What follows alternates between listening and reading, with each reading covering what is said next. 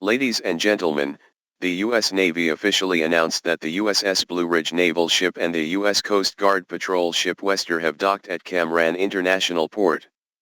Marking the beginning of a friendly visit from July 8 to 12, this is considered the most important command and control ship of the U.S. Navy in the latest U.S. Navy announcement. Also noted that the USS Blue Ridge and the Wester will meet with the Vietnam People's Navy, the Vietnam Coast Guard and the people or leaders of Khanh Hoa province. The question here is why the U.S. docked at the strategic port of Vietnam at the time right after Russian warships arrived in Cuba and Venezuela. Join us to find out in today's video. Program opening. Let's talk about the role and strategic position of Cam Ranh Port in Vietnam.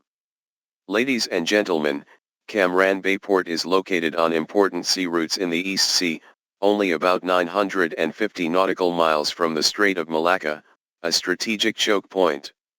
This is one of the best deep-water ports in the world. The entire Indo-Pacific region, favorable to giant aircraft carriers, submarines and other naval vessels dock. It is worth noting that Cam Ranh Bay is one of the deepest and most sheltered bays in the world, allowing large ships and military vessels to anchor safely without worrying about bad weather. Its particular geographical location provides it with natural defenses against a possible attack. In addition, it is also an ideal port to help ships and warships resupply necessary resources.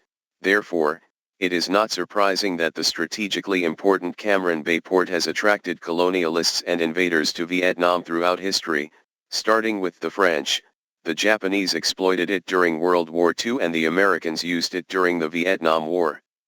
After Vietnam was unified in the context of the Sino-Vietnamese War in 1979, Vietnam leased the port to the former Soviet Union for 25 years. Lease ends in 2002. Not to mention the depth of the port, Cam Ranh Bay is ranked as one of the best deep-water ports for the entire Indo-Pacific region, favorable for aircraft carriers and submarines. Another naval ship docked in 2010. In response to China's aggressive behavior in the East Sea, Vietnam announced a plan to modernize and refurbish Vinh Ranh Port to commercially exploit the value of the port by providing foreign ships repair, refuel and dock. The first phase of the plan came to fruition in March 2016. Then foreign ships including aircraft carriers began visiting, with Japanese submarines being the latest. By opening Cam Ranh International Port to all foreign partners, Vietnam ensures that it adheres to its stated policy of diversifying foreign relations without rigid distinctions between friends and foes.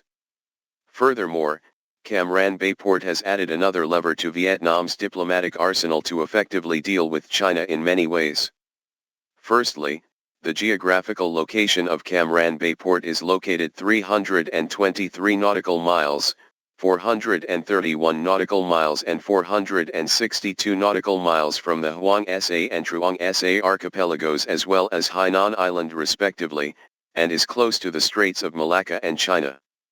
The country makes this an ideal location to stifle China in such an extreme event, such as war, by opening ports in a limited manner. Vietnam has cleverly sent a signal to China that Vietnam can go further in handing over ports to China's rival. If a certain red line is violated, Vietnam's territorial sovereignty is violated. Second, if we analyze the list of countries whose naval vessels have visited Cam Ranh Bay Port so far, it can be clearly seen that except for China, all other countries agree with the principle of freedom of navigation. More widely in maritime areas, according to the United Nations Convention on the Law of the Sea, that means all visitors to Cam Ranh Bay Port are on the opposite side of Beijing's freedom of navigation. Therefore, although officially Hanoi is following a 3-0 foreign policy, none of which can be interpreted as opposing any country, it is using a soft balancing strategy against China passes through Cam Ranh Bay Port. This is a wise move by Vietnam. Third, the reopening of Cam Ranh Bay Port shows that Hanoi tends to become a partner of major powers in the region. At the same time, it becomes a loose part of the US-connected network partnership in the broader Indo-Pacific region. In recent years, Vietnam has strengthened its security and defense relationship with the US and its partners. While doing so, the port has become the best flexible tool to manage China's rise, despite Vietnam's position that Cam Ranh Bay port will not become a foreign naval base. India has a special position in Vietnam's strategic calculations. Hanoi has granted exclusive rights to Indian naval vessels to use Nha Trang port, a short distance from Cam Ranh Bay port, without the Navy. Any other troops are allowed to dock at Nha Trang port except for the U.S. Navy hospital ship USNS Mercy, which was allowed to dock. This shows Hanoi's meticulous diplomatic ability to achieve the desired goal without affecting the stated policy. It also demonstrates the depth of the India-Vietnam strategic relationship, which was further expanded when the two navies conducted joint naval exercises in May 2018. Therefore, the U.S. ship visited Camranh. It is not only a signal from Vietnam to China, but also from the United States to China and Russia, the arena of great nations in Vietnam's Cam Ranh Bay. As we know, Russia announced its pivot to Asia. If they want to do that, they must keep an eye on an important waterway in the East Sea. This waterway attracts both China and Russia, the Strait of Malacca. This is one of the busiest maritime routes. World connecting the Indian Ocean with the Pacific Ocean. China depends heavily on the Malacca Strait for the transport of oil and other goods. Over 80 minutes of imports. China's oil must go through this route. This makes the Malacca Strait an important strategic element in China's energy security plan. Russia also has a strong economic interest in maintaining the route as it facilitates the export of energy and other goods from Russia to Asian markets. From a military perspective, the Strait of Malacca is one of the key points in China's military strategy. If this route is blocked, it will cause serious disruption to China's economy and security. This has motivated China to develop strategies and invest in infrastructure in neighboring areas to ensure this route is always open. As for Russia, even though it has no sovereignty claim in the East Sea, Russia is still interested in the stability and security of this route because it directly affects their economic and strategic interests in the region. From a geopolitical perspective, the stability and security of the Malacca Strait is not only important to China and Russia but also to many other countries. Many other countries including United States, Japan, India and ASEAN countries. Maintaining freedom of navigation through the strait is an international issue frequently raised in international forums and organizations. The dispute over control and influence in the East Sea, including the Strait Malacca, can lead to potential military conflicts. Countries with interests in this area maintain a military presence to protect trade routes and their strategic interests. The key point is that in order to ensure one's interests in the strategic strait, one must have a solid foothold in the East Sea. And establishing a foothold in Camranh port is one of the great victories for controlling the East Sea of great powers. So right after Russian warships arrived in Cuba and Venezuela, 2 U.S. Navy ships arrived at Cam Ranh Bay in Vietnam to demonstrate their power in an important waterway in the East Sea. Attracting both China and Russia actually began in 2016 and 2017 when U.S. ships visited Cam Ranh Bay, symbolizing the return of warships to the bay was an important logistics center several decades ago during a bloody war.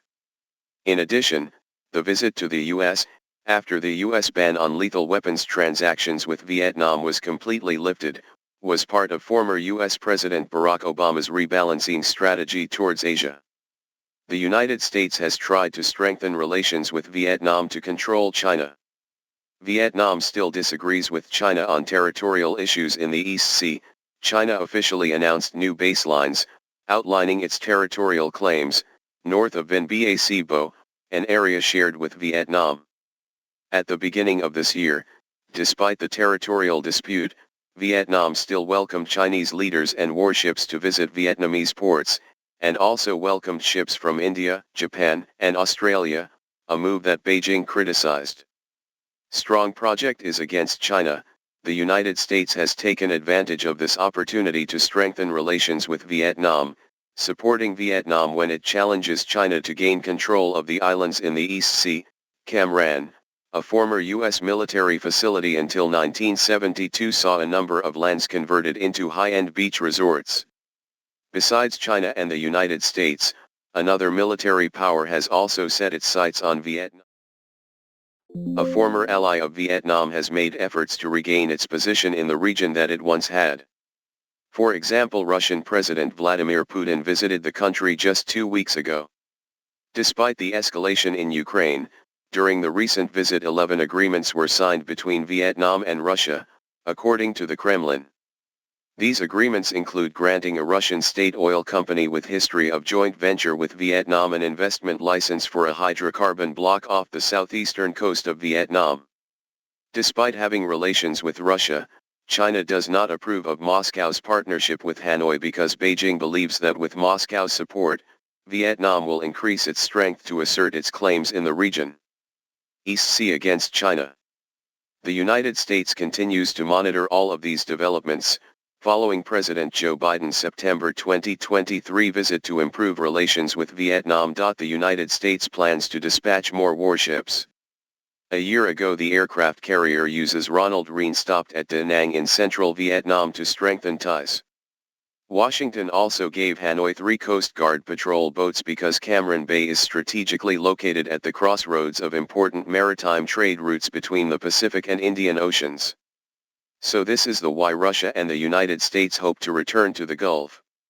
At the present time, no side has succeeded because Vietnam is still committed to the policy of not allowing permanent armed presence of foreign countries, but in case China pushes Vietnam into a position of being forced to defend its security, it is likely that this will become the arena of great powers. If we look at a large chessboard, all the powers that want to set up shop in Camranh do not like China, even though Chinese ships have also appeared here once, but it is just multilateral diplomacy. Of Vietnam. Vietnamese people certainly don't carry snakes to bite domestic chickens, so what can China do to cope with the powers present in Camranh? Firstly, in terms of diplomacy, China can make efforts to strengthen diplomatic and economic relations with Vietnam to reduce the dependence of Vietnam and other powers, promoting trade and investment agreements and cooperation. Economic cooperation can help China maintain influence in Vietnam, and can also participate in bilateral and multilateral negotiations with relevant countries to minimize tensions and find peaceful solutions. For issues in the East Sea. Participation in regional mechanisms such as ASEAN could also help China promote military cooperation and dialogue. Beijing could increase its military presence in the South China Sea, including by build and strengthen military facilities on the artificial islands they control. This could include deploying additional warships, submarines, and military aircraft to counter the presence of other powers. At the same time, it conducts large-scale military exercises to demonstrate its strength and capabilities in the area of conflicts. This exercise is not only for popular purposes but also to improve the combat readiness of the Chinese armed forces. Thirdly, economically, China can use its economic power to invest in infrastructure and development projects in Vietnam to create economic dependence on Vietnam and China for aid. Economic and preferential loans can also be used to promote bilateral relations. In case tensions escalate, China can use economic measures to put pressure on the powers present in Camranh. This could include measures such as embargoes, increased import tariffs or export restrictions on key commodities. Fourth, on the strategies of other countries to strengthen cooperative relations with other countries such as Russia, Pakistan, or ASEAN countries that do not have disputes with China, building new alliances and partnerships could help China create a balance against the powerhouse presence in Camranh. Or it could use public diplomacy and propaganda campaigns to change the perception of the public and governments of countries in the region. Using the media to spread China's message and reduce the influence of other powers may be part of this strategy. Yes, ladies and gentlemen, militarily, China can increase the quantity and quality of its naval and air forces in the East Sea to create pressure on the powers present in Camranh, such as the deployment of additional warships, attack submarines, and nuclear submarines to the East Sea region to demonstrate strength and maintain a regular presence. Deploying squadrons of fighter jets and maritime patrol aircraft such as the J-20, J-16 and KQ-200 will help China improve its ability to monitor and respond quickly to emergency situations. China can invest in advanced military technologies to maintain strategic superiority and counter the presence of other powers. The increased deployment of modern anti-ship missiles such as the Dongfang 21D and Dongfang 26 is dubbed the aircraft carrier killers to deter warships of other powers in the region. It is also possible to deploy missile defense systems such as HQ-9 and HQ-2 on artificial islands and warships to help China defend its forces and military bases against aerial and ballistic missile attacks. We know that in recent years, China has continuously built and expanded military bases on artificial islands and other strategic areas in the East Sea to consolidate its presence and control of the region. They have built military bases on artificial islands in the East Sea, equipped with runways, missile silos, and logistics facilities. These bases not only serve defense purposes but also help China. The country deployed its forces flexibly and quickly. Thus, they have developed more naval bases in strategic locations to support combat operations and protect important cargo routes. However, China has as many 7 strikes as it has are also placed in an extremely difficult situation because they have to confront great powers outside the East Sea such as the US, India, and sometimes even Russia because Moscow also has geostrategic interests in this area. Not to mention China's ambition has caused resentment with US allies in the region such as Japan, Philippines, Korea, Australia, especially territorial friction with most ASEAN countries. Not to mention the asymmetry in military power between China on one side and most of the major powers both outside and in the region on the other. Therefore, China's ability to defeat an alliance consisting of the US, Japan and Russia in the East Sea is very difficult and complicated. These great nations all have superior military power, close military cooperation strategies and many strong allies in the region, so in this competition it is clear that China is still in a much more asymmetrical position than perhaps. Therefore, in the issue of resolving disputes in the East Sea, the US has been quite used by many presidents, but the strategy of graying is still applied by Beijing officials. It is the countries in the disputed area that must react and call for the voice of the international community. If they remain silent and even subjective, the East Sea cake will be gnawed away bit by bit. At that time, it would be difficult for external agents such as the support of the US or India to turn the situation around. This is an action that requires close coordination between easily bullied small nations in Southeast Asia. Therefore we call for regional solidarity and an awakening to the Red Empire in Beijing. That's our today's program. Please allow me to pause.